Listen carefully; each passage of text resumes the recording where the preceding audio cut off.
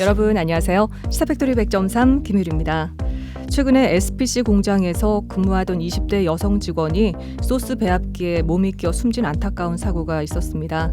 산재 보상은 당연히 돼야 될 것으로 예상이 되고요. 중대재해처벌법도 시행되는 상황에서 산재 보상 이후에 추가적인 배상과 보상이 가능하리라고 예상이 됩니다. 오늘 시사팩토리 100.3 시사연구소의 핵심 코너죠. 이학열 노무사의 일터 수첩에서 다뤄보도록 하겠습니다. 지금 바로 출발하겠습니다.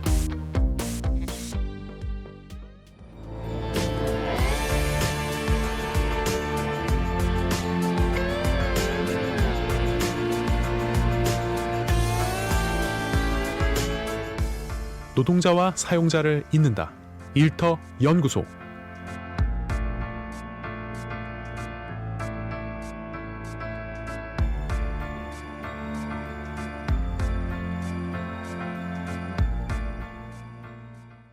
네, 오늘은 이학열 노무사님 외에도 여러분이 또 초대 손님으로 스튜디오에 나와 계십니다. 어서 오세요. 안녕하세요.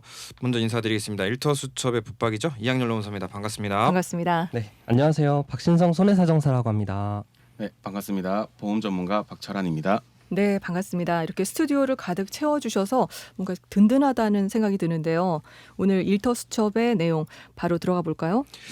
앞서 오프닝 때도 말씀해주신 사건 같은 경우에 일반적인 경우에는 업무상 사고가 당연하니 네, 관할 근로복지공단에 산업재해로 신청을 해서 관련된 보상을 받을 수 있다는 건 다 알고 계실 거라고 생각이 듭니다. 청취자분들도요. 네, 다만 이제 낯설하실 수 있으니까 제가 좀 더 한 번 더 설명을 좀 드려보겠습니다. 네, 업무 수행 중 업무와 관련해서 사고가 발생하는 경우에 근로자는 관할 근로복지공단에 직접 또는 이제 병원을 통해서 산재 보험급여를 청구를 할 수가 있는데요. 네, 인정이 되면 치료비 성격의 요양급여, 그다음에 치료를 위해서 휴업한 기간 동안 생계 안정 목적으로 지급되는 휴업급여, 네. 그다음에 치료 효과를 더 이상 기대할 수 없는 상태일 때는 요양을 종결하고 회복되지 않는 부분에 대해서는 장애급여를 또 청구를 하실 수가 있습니다. 그렇군요. 그러면은 업무상 사고로 발생한 손해에 대해서는 산재보상보험법에 따라서 요양, 휴업, 장애급여 등을 받을 수 있는 거네요. 네, 맞습니다.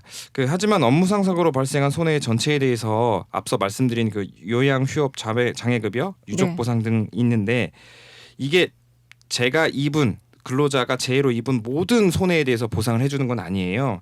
네. 그래서 산재 보상을 받으셨다고 하더라도 끝이 아니다라는 말씀을 드립니다. 그래요? 네, 추가적으로 좀 설명을 드려보면 네. 중대재해처벌법 아까 말씀해 주셨잖아요. 네. 그다음에 산업안전보건법도 있는데 요걸 위반해서 업무상 재해가 발생을 했으면 산업재해보상보험 초과분에 대해서 민법상 불법행위에 의한 손해배상 책임도 사업자에게 물을 수가 있습니다. 그렇군요. 그래서 이 부분에 이야기를 더 해주시려고 손해사정사님이 나오고 계신 거네요. 네, 박신성 손해사정사입니다. 이 부분은 제가 설명드리겠습니다. 산재보험은 나이가 젊거나 많거나 본인 잘못이 크거나 작거나에 상관없이 무상 정도에 따라 장애 급수가 정해지고 그 장애에 해당하는 보상 일수의 평균 임금을 곱하여 산재보험금을 지급하고 있습니다.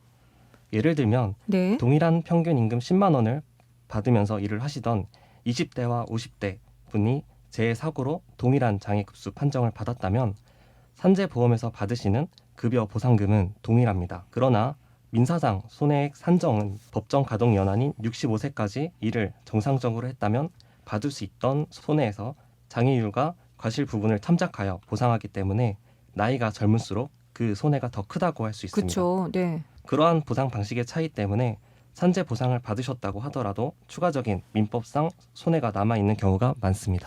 그러네요. 합리적인 것 같아요. 그러면은 산재보상보험으로 받을 수 없는 부분이 꽤 되는 건데 이 부분은 그럼 어떤 방식으로 보상을 받을 수 있는 거예요? 민법상 손해액을 산정하는 항목은 간단하게 치료비, 기타 비용, 입원 기간 중 발생한 상실소득, 그리고 퇴원한 이후 65세까지 일을 했으면 받았을 상실소득, 그리고 네. 위자료가 있습니다. 그렇군요. 위자료까지. 네. 그렇죠. 다만 재해자가 과실에 관계없이 보험금을 지급하는 무과실 책임주인 산업재해보상보험과는 다르게 민사상 손해액을 산정할 때는 근로자의 과실을 제외하고 산정합니다. 네. 또 여기서 중요한데요. 산재에서 이미 지급받은 보험급여와 민법상 손해액이 겹치는 부분을 제외하고 손해를 산정합니다. 아, 그렇군요. 산재랑 민사상 손해배상이 겹치는 부분은 제외를 하는 네네, 거네요. 제외하고 추가로 지급이 예, 됩니다. 그럼 낯선 용어들이 조금 나오니까 좀 청취자분들이 이해하기가 쉽지 않을 것 같아요. 좀 쉽게 설명을 네. 해주신다면요. 제가 사례를 네. 가지고 이제 이양열 노무사님 그리고 저희 사무실에 있는 변호사님과 함께 진행한 사건을 한번 소개해드리겠습니다. 네, 47세 남자분이시고 공사 현장에서 지지대를 놓고 그 위에 올라가서 미장일을 하시던 분이 올라가 있던 지지대가 파손되면서 낙상한 사고로 네, 요추 입원 골절 진단을 받으셨고 척추 핀 고정수를 하셨습니다. 노무사님께서는 산재를 진행하셔서 산재법에 따른 보상을 전부 받으셨고요. 네, 일하다 다친 거니까. 그쵸. 네, 이후 산재 보상으로 보전되지 않은 남은 손해 보상을 위한 절차를 진행했습니다. 네, 먼저 산재 사고로 인해 발생한 전체 손해액을 특정한 후 산재 보험에서 보상받은 부분과 겹치는 부분을 공제하여 네. 최종적으로 민사 합의금을 확정했습니다. 그 금액을 기초로 하여 변호사님께서 최종적으로 민사 합의를 하셨는데요. 네, 그 금액을 한 번 더 명확히 말씀드려야 될 것 같아서 네. 그 재해자께서는 이제 산재 보험으로 1억 3천만 원을 근로복지공단에서 수급을 받으셨고 이게 산재 보험금을 그쵸, 받은 거예요. 산재 네, 보험금을 네, 노무사님께서 잘 처리해 주셨고 저희가 산정한 민사상 손해액은 이제 총 발생한 민사상 손해액이 2억 3천만 원입니다. 네, 네, 이 중에서 산재보험과 겹치는 부분인 7천만 원 정도를 제외하고 추가 손해액인 1억 6천만 원을 변호사님께서 사업주 측과 민사 합의를 진행하셨습니다. 네. 네, 만약 합의가 이루어지지 않는 경우에는 소송이 진행될 수도 있습니다. 아, 그래요? 그럼 민사나 소송 절차가 쉽지는 않을 거 아니에요. 비용적인 측면도 또 부담이 될 수밖에 없잖아요. 네, 맞습니다. 민사 합의나 소송을 진행하게 될 경우 변호사 선임비가 부담되고 소송이라는 것이 길어지면 뭐 몇 년씩 걸리기도 하죠. 그렇죠. 네, 이렇게 되면 비용적인 측면뿐만 아니라 감정과 시간까지 쓰셔야 합니다. 또 사업주와 근로자의 과실 부분을 어떻게 산정할지 법률적인 지식이 부족하면 합리적으로 정하기도 어렵습니다. 네, 그래서 사실 추천드리는 것은 사업주는 근로자 재해보험에 가입하고 재해를 입은 근로자의 산재보험을 초과하는 손해 부분에 대해서는 근로자 재해보험을 통해 보전하는 방법이 있습니다. 아, 그런 보험이 있어요? 근로자 재해보험? 네, 좀 있습니다. 생소한 보험인데 이 부분도 좀 자세히 설명해 주시겠어요? 먼저 근로자 재해보험부터 설명을 드려야 할 것 같습니다. 정식 명칭은 근로자 재해보험 보장 책임보험입니다. 사용자와 근로자 간의 고용 계약을 전제로 일정한 사업장에 고용된 근로자가 업무상 재해를 입었을 경우 사용자가 부담해야 할 근로기준법 또는 산업법상 재해보상과 민법상 사용자 배상 책임을 담보하는 사회보장성 보험입니다. 가령 앞서 말씀드린 사례에서 사업주가 근로자 재해보험에 가입되어 있었다면 민사합의나 소송 절차를 거치지 않고 네, 사업주께서는 보험사에 가입한 증권을 요청하시고 그 증권을 재해자 측에 전달하여 보험을 접수하라고 하시면 됩니다. 재해자가요? 네, 재해자가요. 네, 그렇게 하면 이제 보험사 쪽에서 이제 손해액을 산정하고 산재에서 지급된 금액을 제외하고 네. 이제 그 금액을 가지고 합의를 하는데 이제 뭐 사업주 보험금을 지급하는 거죠. 그러면 그쵸. 그렇죠. 그 민사 그 아까 말씀드린 그 손해를 보험금 형식으로 지급을 하고 민사상 책임을 종결하는 거죠. 사업주 입장에서. 그렇군요. 민사합의나 소송 절차까지 가지 않고 이제 좀 간단하면서 신속하게 분쟁을 매듭 지을 수 있을 것 같은데요. 그렇죠. 네, 맞습니다. 그럼 사업주 입장에서는 리스크 관리를 또 재해를 입은 근로자 입장에서도 재해로 인한 손해를 간편한 방법으로 보상받을 수 있는 방법이네요. 네, 맞습니다. 사실 이런 이점에 더해서 하도급이 일반화되어 있는 건설업의 경우에는 하도급 표준계약서에 근로자 재해보험 등의 가입을 계약 조건으로 제시하고 있습니다. 울산의 경우 건설업까지는 아니더라도 중대 재해가 빈번하게 발생할 수 있는 지역이죠. 그렇죠. 조선업에 그쵸. 석유화학에 자동차 네네. 산업까지 그렇죠. 그렇죠. 네. 그렇게 그런 사업장에서는 사고가 한번 발생하면 네. 피해가 작지 않죠. 그래서 가장 좋은 것이 재해율을 낮추는 것이 가장 좋겠지만 혹시 모를 일에 대비하셔야 하니까 사업주나 근로자 모두 근로자 재해보험을 활용하시면 좋을 것 같습니다. 그렇군요. 업무상 사고의 발생으로 인한 손해는 산재 보상보험만 가지고는 다가 아니다.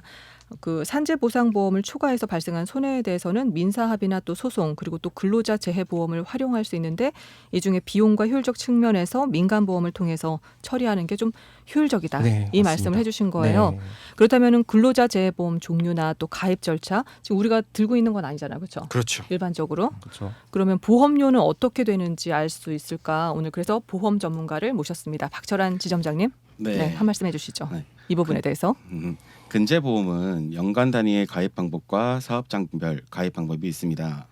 단일 업종의 사업장의 경우에는 연간 단위의 가입 방법이 저렴하고 유리합니다. 네. 반면에 한 사업주께서 여러 업종의 사업을 영위 중이시면 업종별로 가입하시는 게 보험료나 보장에 대해 유리합니다. 또한 근제보험의 경우 앞서 설명드린 산재보험 초과 손해분에 대한 보장 이외에도 네. 소송 비용과 협력 비용을 보장해 주는 경우가 있는데요. 소송 비용 같은 경우 재해를 입은 근로자 또는 그 유족이 소송을 제기한다거나 조정을 하는 경우 필요한 비용 또는 변호사 보수 등의 소송 비용까지도 보상받을 수 있습니다. 협력 비용은 고용주가 보험회사의 요청에 따라 보험회사에 협력하기 위하여 지출한 비용을 보상합니다. 보험료는 업종 규모에 따라 천지 차이이므로 네. 그 부분은 저와 같은 전문가와 상담을 좀 받아야 되는 부분이네요. 네, 상담해 보시고 결정하시는 것을 추천드립니다. 네, 근제보험은 근로자 재해보험을 말씀하신 거죠. 네, 이렇게 설명을 해주시니까 조금 더 명확해지는 것 같은데요. 추가적으로 좀 우리가 알아두면 좋을 내용이 있을까요? 좀 생소하잖아요, 오늘 내용들이. 그렇죠? 예. 업종에 따라 상이하지만 근제보험료는 비용 처리가 가능하다는 점을 좀 알고 계시면 좋을 것 같고요. 마지막으로 주의 사항을 하나 말씀드린다면 네. 보험 가입 시 당연한 이야기지만 제출해야 하는 서류들은 투명하고 정확하게 제출하셔야 하고요. 고지 의무와 관련된 내용을 명확히 고지해야 빠르고 정확한 보장 혜택을 받을 수 있습니다. 실제 사례로 보험료를 줄이기 위해서 다운 계약서를 작성한 서류로 근제보험 가입하신 건설사 대표님이 계신데요. 네. 이분 같은 경우 사고 발생 시에 고지 의무 위반으로 아무것도 보장받지 못하셨습니다. 아, 진짜요? 네. 또한 약관과 가입 증서는 실물로 꼭 보관하시면 사고 발생 시에 빠른 도움을 받을 수 있습니다. 네, 오늘 이학열 노무사 또 박신성 손해사정사, 박철한 보험 전문가 이렇게 세 분 모시고 업무상 사고 이후에 손해 보전을 어떻게 할 수 있는지 또 어떤 보험으로 위험을 대비할 수 있는지에 대해서 알아봤습니다. 청취자 여러분들에게 알찬 정보 전달해 주신 세 분께 오늘 감사드립니다. 함께해 주셔서 고맙습니다. 감사합니다. 감사합니다.